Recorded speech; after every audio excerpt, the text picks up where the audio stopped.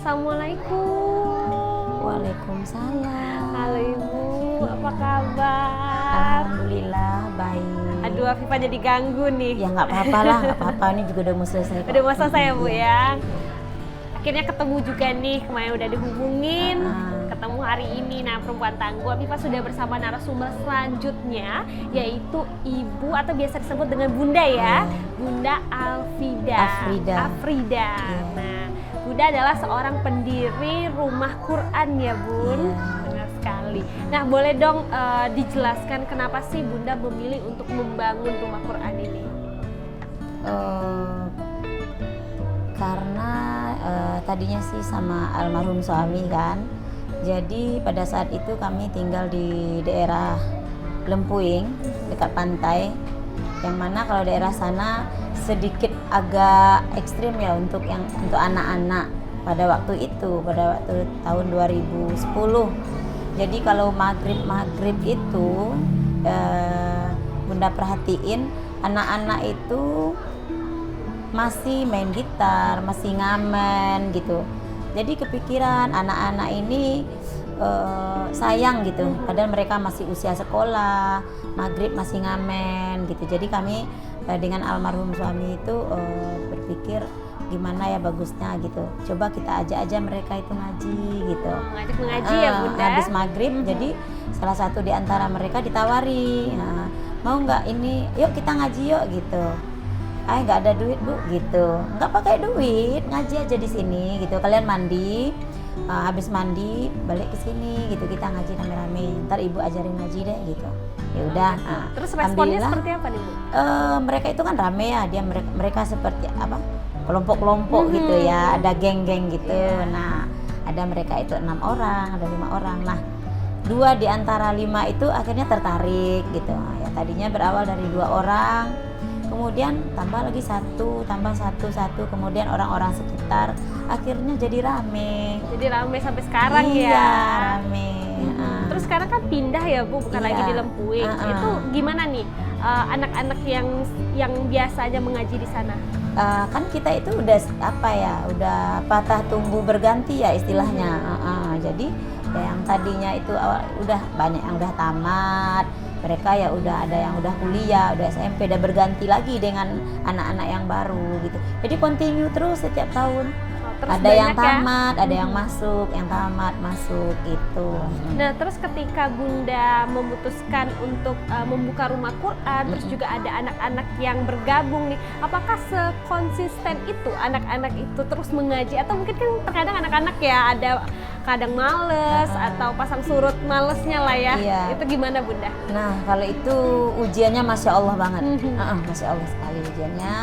Dimana di sini kan memang kita bilang itu sebenarnya kita dalam mengajar ilmu Al-Quran ini, mengajarkan mengaji ini bukan hanya untuk mengajarkan mengaji ya, mungkin juga ilmu-ilmu yang lain sebenarnya itu butuh kerjasama antara orang tua dengan ustazahnya, dengan gurunya, seperti itu untuk mencapai hasil yang maksimal gitu. Nah, ternyata ya kenyataan yang dihadapi itu sangat minim, kerjasama tadi sangat minim gitu.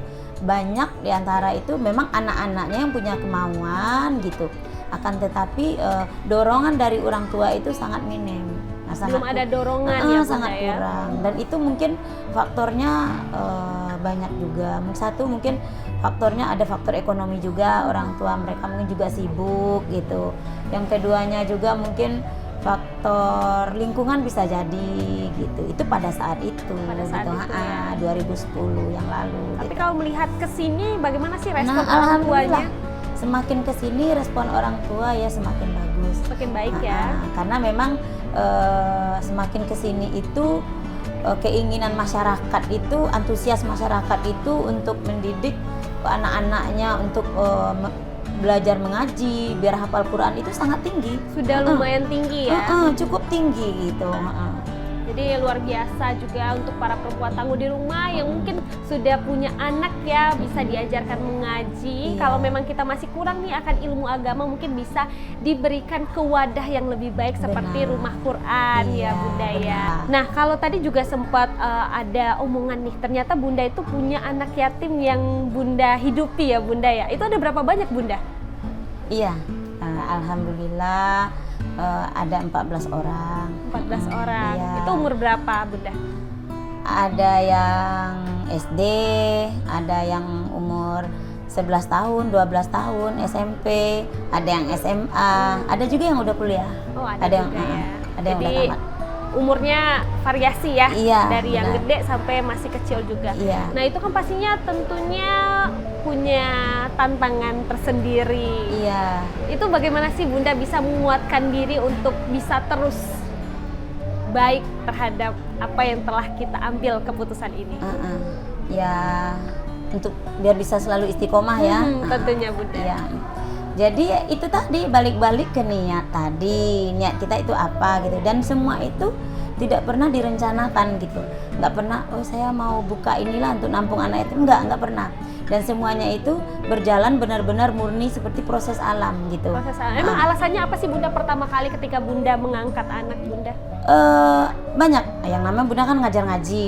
Nah karena kita ngajar ngaji tadi itu gratis, istilahnya itu anak-anak itu rata-rata datang sendiri karena kemauan mereka. Ada juga yang dorong yang disuruh orang tua, tapi orang tuanya tidak menghadap gitu. Iya. Jadi kita itu tidak tahu di mana rumah mereka, alamatnya di mana, tempat tinggalnya di mana, itu kita nggak tahu.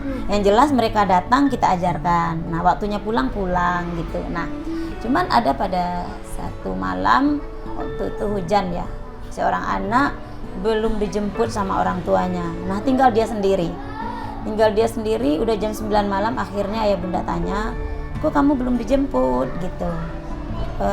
Belum. Mamanya kemana? Mamanya udah meninggal bunda gitu. Lah, innalillahi wa inna ilaihi raji'un. Lah, papanya mana? Papanya juga udah. Nah di situ rasanya gimana ya? Tersentuh hati ya Bunda ya. Tersentuh, terenyuh, pokoknya rasanya gimana gitu. Karena saya pribadi ngerasain gimana rasanya, karena itu kan suami udah meninggal, jadi kita juga ngidupin anak yatim nih gitu. Jadi terasa perasaan anak yatim itu seperti apa, terasa sekali gitu. Apalagi dia yatim piatu. Nah katanya itu dia tinggalnya juga ngontrak di bedengan bersama kakak-kakaknya gitu.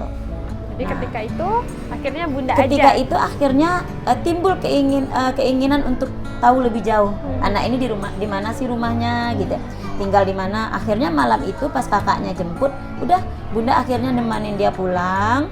Nah, sampai di situ akhirnya ya perasaan ibu manalah yang nggak sedih gitu, nengok kenyataan mereka seperti Situasinya itu. Iya, ya, nengok Bunda, ya. situasinya. Akhirnya mulai malam itu Bunda bilang, gimana kalau mulai malam ini tinggalnya sama Bunda aja, jadi anak Bunda gitu. Nah akhirnya kakak-kakaknya tuh nggak bolehin, karena pesan almarhum mamanya katanya jangan sampai adik ini disia-siain, jangan sampai adiknya nggak dijaga gitu. Nah kemudian Bunda bilang, ini kalian itu belum bisa untuk menjaga adik, kan masih kecil-kecil, laki-laki Belum bisa juga hidup mandiri tentunya ya Bunda ya. mereka juga adiknya satu perempuan, yang 3 itu laki-laki gitu. Jadi juga kerjaannya juga serabutan, kadang kerja kadang enggak. Ya akhirnya ngomong-ngomong akhirnya ya udahlah tinggal sama Bunda aja. Udah. semuanya ya Bunda Satu. ya. Satu ya. Satu yang perempuan. Yang perempuan. Iya. Jadi sembari waktu tentunya ada lagi sampai ada sekarang lagi, ya Bunda ya. iya, dengan versi ceritanya yang berbeda-beda. Berbeda-beda. Aduh, luar biasa niat tulus Bunda. Tentunya apapun yang sudah dibangun dengan niat baik pasti akan berbuah baik ya Bunda. Sebenarnya Bunda, tujuan selain dari mungkin ingin memberikan yang terbaik nih untuk anak-anak, apa sih sebenarnya tujuan awal Bunda untuk mendirikan Rumah Quran ini? Tujuan awalnya itu pengen apa ya? Tentunya pengen ibadah ya, mempersiapkan bekal untuk yang mau kita bawa gitu. Itu tujuan, karena saya merasa mungkin dari segi materi mungkin tidak bisa berbuat seperti orang-orang. Jadi yang kita punya hanya ilmu ini sedikit. Jadi gimana biar ilmu ini bisa bermanfaat untuk orang banyak gitu. Ya itu tujuannya. Pastinya niat mulia selalu di jalan Allah Subhanahu wa taala ya Iya. Bunda, dan bermanfaat untuk orang banyak. Benar sekali. Nah, ini juga mungkin tamparan untuk kita juga ya para perempuan tangguh, jangan hanya mengejar harta dunia saja, tapi juga kejarlah hal-hal baik untuk dibawa ke akhirat tentunya. Nah, terima kasih ya Bunda sudah banyak sekali memberikan kisah-kisah inspiratif untuk saya dan juga perempuan tangguh di rumah. Dan perempuan tangguh, nanti kita akan ke narasumber selanjutnya dengan kisah-kisah inspiratif lainnya, tetap di Perempuan Tangguh. Terima kasih Bunda. Iya, sama-sama.